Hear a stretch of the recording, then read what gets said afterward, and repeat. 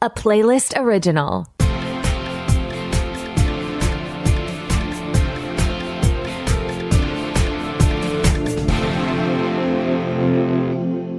Welcome to the Pilot Podcast, where we review the pilot episodes of TV shows to answer your question, should I watch this? My name is Mitu. And my name is BJ. And this week, we're watching Deal or No Deal Island on Peacock. So stay tuned to find out who Mitu would nominate for elimination. Ooh, okay. I will really need to think about that. I think you already have a few names in mind. Yes, so it's hard to think of who I'd formally get rid of. But until then, why don't you tell us a little more about the show? Sure. The iconic game show is back, hosted by Joe Manganiello, this time on the Banker's private island. Players compete in challenges to find briefcases hidden around the island worth over $200 million. Then, they try to beat the banker in Deal or No Deal. So, Mitu, what were your first impressions? Okay. If I'm going on first impressions, like clicking on the Peacock app to select this show to watch, I was very surprised by the length. A full hour. Over. Yeah, hour and 4 minutes, I think. Not to be picky.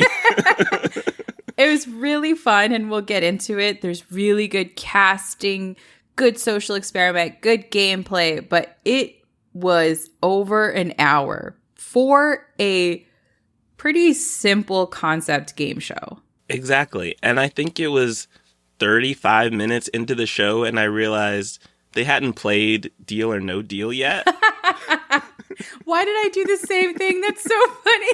I literally pressed pause and I was like, where is the deal and the no deals? Where are they, Joe? When is it gonna happen? We didn't do it yet, Joe. So there is a long wait. But as you alluded to, there are good elements to this show. Yes, especially this cast. They did such a good job bringing together people like Boston Rob from Survivor, a poker player in Branson, and then a CPA in Aaron. So we have regulars, normies, and then we have people who have been on game shows.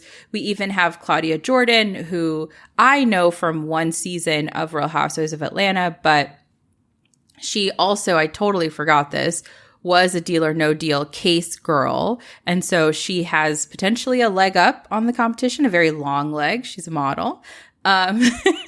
Understanding how to play the game. And then we have Kim, whose whole shtick is being old, even though she's not. 62 is pretty young. And she's watched a lot of reality competitions, so she's going to use what she's learned from shows. She's out to be a villain. That's true. She wants people to think she is weak and helpless. And to some degree, she is weaker and needs more help than the other contestants. Yes, at one point, I thought she wasn't going to make it. Just period. Like, she had some trouble in one of the physical challenges. But I really like the social experiment of it all. I love that these people trust each other one moment, can't trust each other the next moment.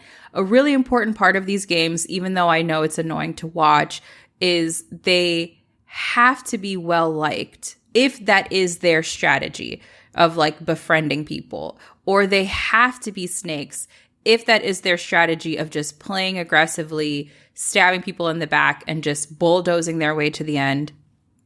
And we're seeing different approaches like that to this. That was so surprising to me. And maybe I just don't watch enough of this style of reality competition.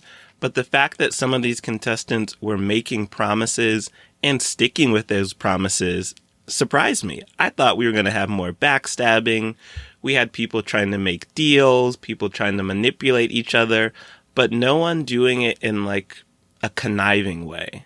If you watched like Traitors, even House of Villains, I don't watch Big Brother, but I'm sure this is a very Big Brother thing, Survivor, even Drag Race. They'd be like, don't put me up for elimination this week, and I won't put you up for elimination next week. People really do tend to stick to those promises until they don't serve them anymore. And that's when things get really juicy. And I like the structure of the game where even if you're in the bottom, you're then sent to play Deal or No Deal. And if you win Deal or No Deal in the last half hour of this hour-long show, you then get to choose who leaves. And you don't choose who leaves in some group vote or they weigh in like the votes at home or whatever. It has nothing to do with how that person participated in the group gameplay that day. You could just be like, you know what? BJ did not put enough creamer in my coffee this morning, and I think he was trying to sabotage me with a bitter cup of coffee to start my day. So he's out. And there is no stopping that, at least for now. No conversation. Everything is a gamble, which I like. Yes, and another cool aspect of that second half with Deal or No Deal is that if this person wins, the money they win actually goes into one big pot for the final winner of the show. So everyone is actually rooting for that person to do well and motivated and excited because they think that's going to be their money someday. Yes, everybody was cheering their hearts out. And I promise you, not one of those people was cheering for the very valid reason that person was playing Deal or No Deal. They were cheering because they wanted that money. I mean, the person competing, I don't want to give away a spoiler, but they had a very real and personal and classic reality show, like you really root for them on a personal level, reason that they need the money. And everybody was like, that's cool or whatever. But they're picturing their jet skis. Like they're picturing however they'll celebrate that money. And another interesting thing is in the middle of the episode, everyone's kind of bonding and we're learning about each other's backgrounds.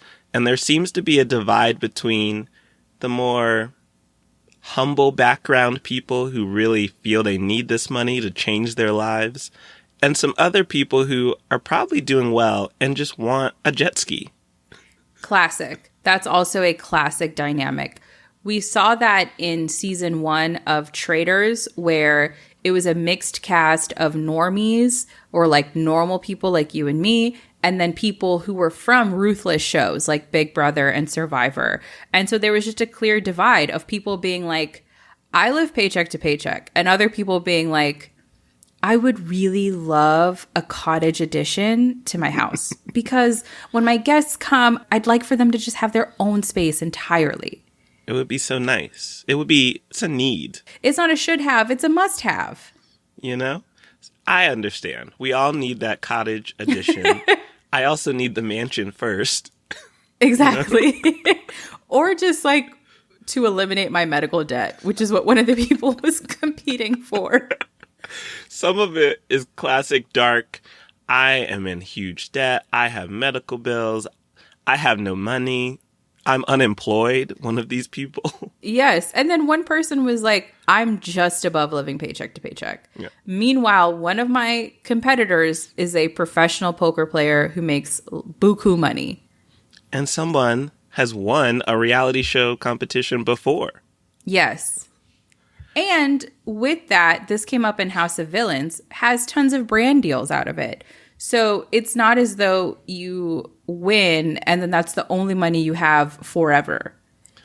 Ooh, that's true. For someone like Claudia, this could be good exposure to do like influencer work. Yeah, she already hosts TV. She does lots of TV movies. She keeps a job.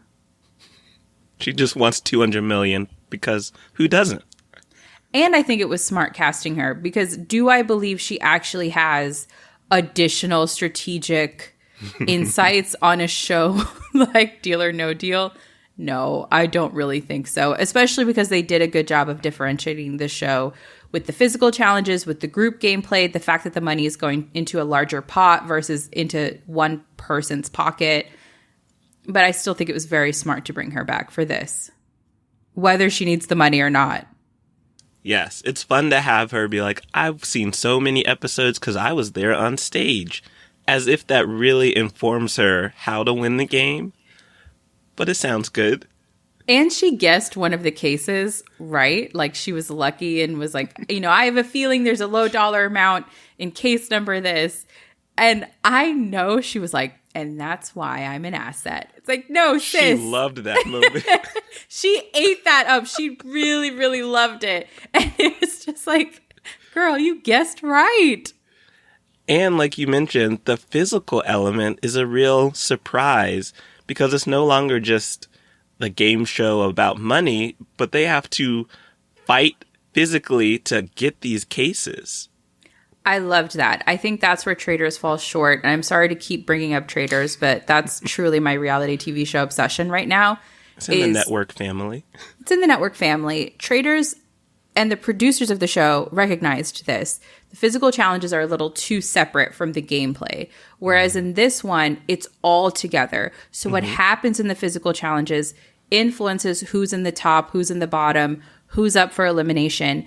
It's all blended together really well. So it's extremely consequential, not only that they achieve whatever objectives to find the cases in the mud and in the water. In the previews, it looked like they were jumping through the sky to get cases and stuff. They were doing anything. So not only is it important to achieve that objective of bringing that pot up as high as possible for the winner, but also how you do it, how you interact with your castmates in order to achieve these things, because we saw someone's approach to the game really blow up in their face. They didn't do anything wrong. They contributed to the pot. They tried.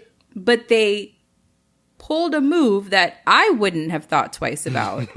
But it affected how their castmates saw them, because this is a game where while you have this group objective to achieve as much money as possible, one person is walking away with it. So everything you're doing is being scrutinized. Yes, every action, every decision is a gamble on this show.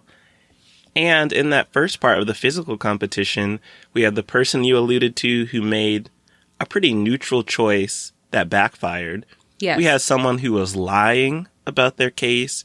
We had people handing cases to other people, or a lot of strategic choices that I feel like are all carefully calculated. Yes, people came out the gate calculated. You gotta start from the beginning. And with that, will you watch more episodes of Deal or No Deal Island on NBC to see these strategies? Absolutely. I really enjoyed this. I think this first episode was too long. I hope they do the thing where the first episode is long, and then the ones after that are not quite the same length. Like they take extra time explaining. Yes. Not longer. But I still think this is one where I want to watch again casually.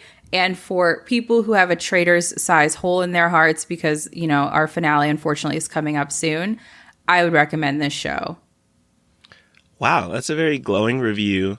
I also really like it. I would watch again seriously, I think. I don't have a Traitors-shaped hole in my heart, but maybe this will make a hole for another game show need.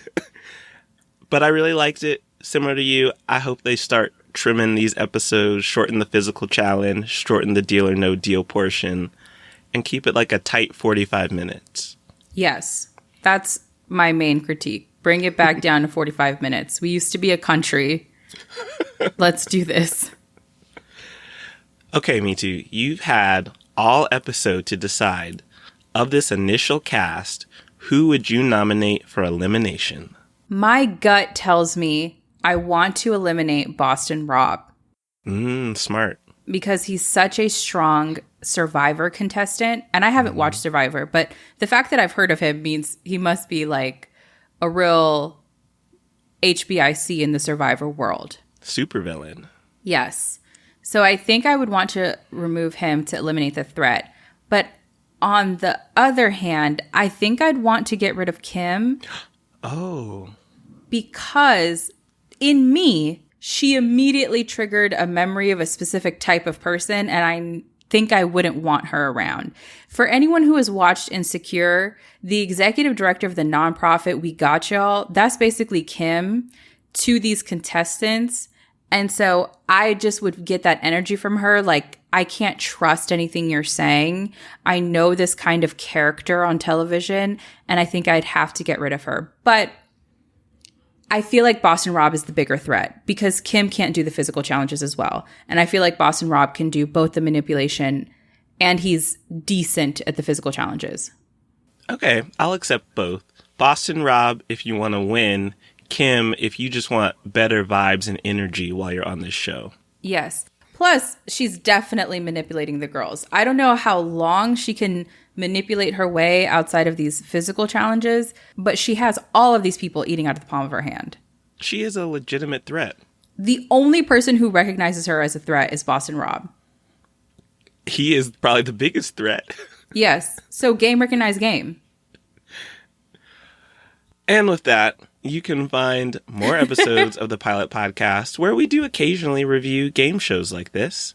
And be sure to follow us on all of your favorite podcast platforms. You can also follow us on Instagram, TikTok, and X at The Pilot Pod.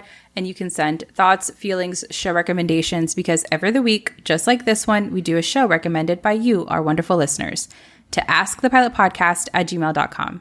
Thanks for listening. Bye.